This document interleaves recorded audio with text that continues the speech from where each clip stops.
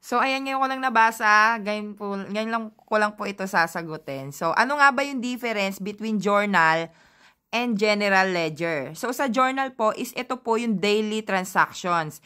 Daily sales, doon po nyo ire-record yan. While naman sa general ledger, ito naman po yung daily disbursements or purchases po na isusulat ninyo. So, ganun lang po yan. Parang halos pare-parehas lang din naman po ang book. Wala naman po tayong tamang format.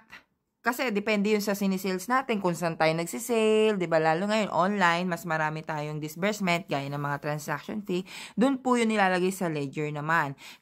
Kaugnay din ng cash disbursement. Ayan po kasi, meron pa nga po pag VAT, meron pang subsidiary sales and pero pare-pares lang rin po ang isinusulat na transactions.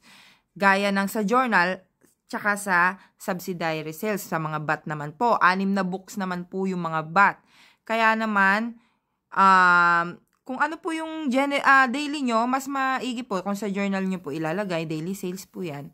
And then sa general ledger, is yun naman yung mga purchases nyo. So, kapag nata-tax map naman po, yung journal and cash receipts lang naman po ang tinitingnan kung tugma yung inyong mga sulat. So, sana naintindihan mo po, pero kung may hindi ka pa po na klaruhan, ay i-comment nyo lang po dyan at kakayanin po nating sagutin. Salamat po!